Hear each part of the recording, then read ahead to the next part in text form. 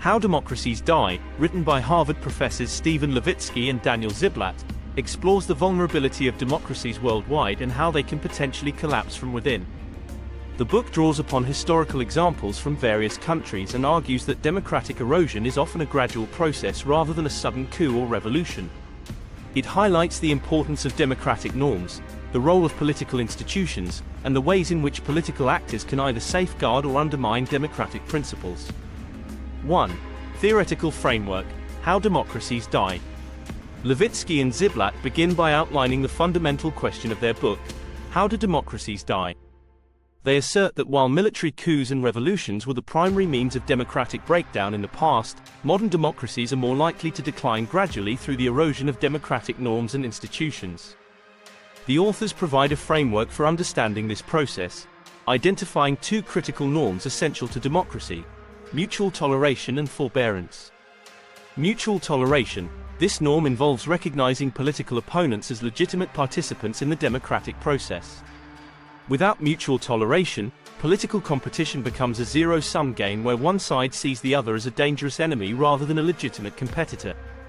Forbearance. This refers to the restraint that political actors exercise in using their institutional prerogatives.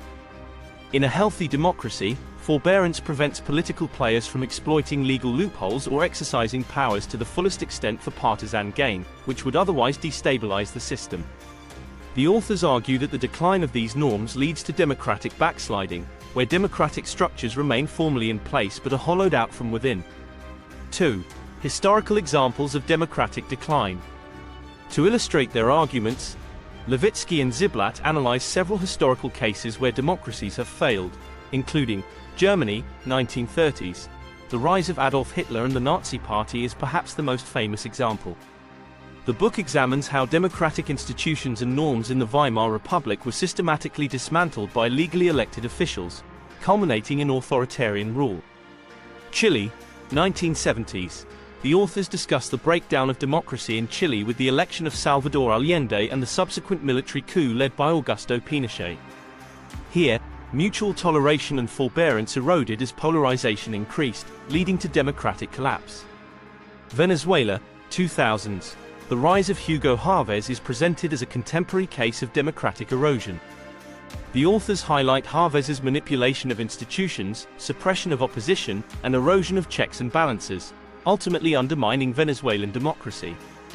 These cases are used to demonstrate the gradual nature of democratic decline, emphasizing how elected leaders can legally subvert democracy, a process that is often facilitated by polarized societies and weakened norms.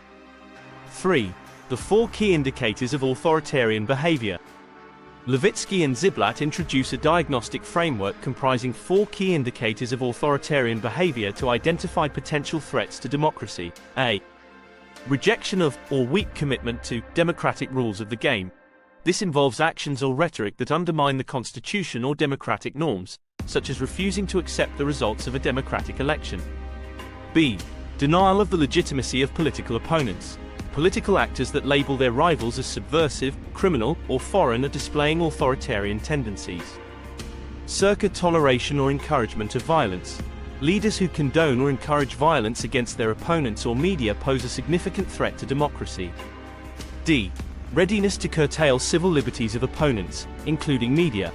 Efforts to restrict the freedoms of expression, press, or assembly are clear indicators of a democratic breakdown.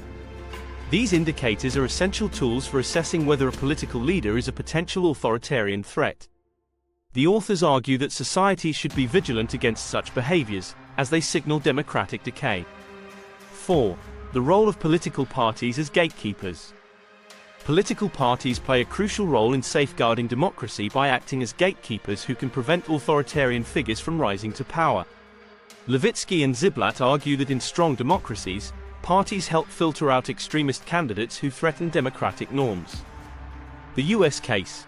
The authors analyze the failure of the Republican Party to act as an effective gatekeeper in the rise of Donald Trump.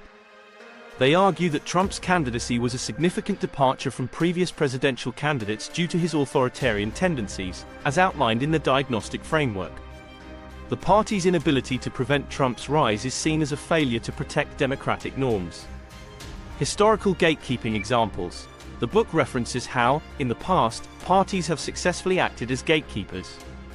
For example, in post-World War II Germany, mainstream political parties worked to marginalize extremist parties, ensuring a stable democratic transition. The authors emphasize that when political parties fail to perform this gatekeeping function, democracies become vulnerable to populist and authoritarian threats. 5. The role of institutions and the importance of norms. Institutions such as the judiciary, the legislature, and the electoral system are the structural backbone of democracy. However, Levitsky and Ziblatt argue that institutions alone are not enough to sustain democracy. They must be supported by unwritten rules or norms. Judicial independence. A critical institution in a democracy is an independent judiciary. However, when political actors seek to pack the courts with loyalists or undermine judicial independence, they are eroding a fundamental pillar of democracy. Electoral integrity. Free and fair elections are another vital institution. The manipulation of electoral rules, voter suppression, and refusal to accept election outcomes are all threats to democratic integrity. Norms over institutions. The authors emphasize that norms of mutual toleration and forbearance are even more important than institutions. Without these norms, even well-designed institutions can be undermined from within. The breakdown of these norms can lead to institutional degradation, as political actors begin to exploit rules, manipulate laws, and undermine democratic institutions for partisan advantage. 6. Polarization as a catalyst for democratic erosion. Political polarization is a recurrent theme in How Democracies Die. The authors argue that intense polarization erodes democratic norms and leads to democratic backsliding. When political elites and their supporters view each other as existential threats, they are more likely to justify undemocratic actions. Ideological versus effective polarization. The book distinguishes between ideological polarization, differences in policy preferences, and effective polarization, deep-seated mistrust and animosity between political groups. It is effective polarization, where opposing sides see each other as enemies, that poses a severe risk to democracy. The US context. The authors note how increasing polarization in the United States has led to the erosion of democratic norms. They highlight key moments where polarization escalated, such as the impeachment of Bill Clinton, the 2000 presidential election controversy, and the Obama presidency, which all contributed to a deepening partisan divide. International examples. Levitsky and Ziblatt also provide international examples, such as Turkey under Recep Tayyip Erdogan and Hungary under Viktor Orban, where polarization has led to democratic erosion and the rise of authoritarian regimes. 7. Media and civil society in democratic resilience. The role of media and civil society in sustaining democracy is another crucial aspect covered by Levitsky and Ziblatt. They argue that an independent press and vibrant civil society are essential for holding leaders accountable and ensuring a healthy democratic discourse. Media manipulation and attacks. Authoritarian leaders often attack the media to control the narrative and suppress dissent. By undermining the press, leaders can limit public scrutiny and weaken democratic oversight. The role of civil society. Civil society organizations, CSOs, provide a counterbalance to governmental power by advocating for democratic norms and mobilizing citizens. However, when governments restrict CSOs or co-opt them into state control, it weakens civil society's ability to function as a democratic check. 8. Lessons from history, protecting democracy. Levitsky and Ziblatt conclude their analysis by drawing lessons from history on how democracies can be protected. They argue that protecting democracy requires both a commitment to democratic norms and active efforts to rebuild democratic institutions. Strengthening norms. To protect democracy, it is vital to restore mutual toleration and forbearance among political actors. This can be achieved through bipartisan cooperation, inclusive political dialogue, and efforts to reduce polarization. Institutional reforms. Reforms to strengthen democratic institutions, such as protecting the independence of the judiciary, ensuring free and fair elections, and safeguarding press freedom, are critical steps to prevent democratic erosion.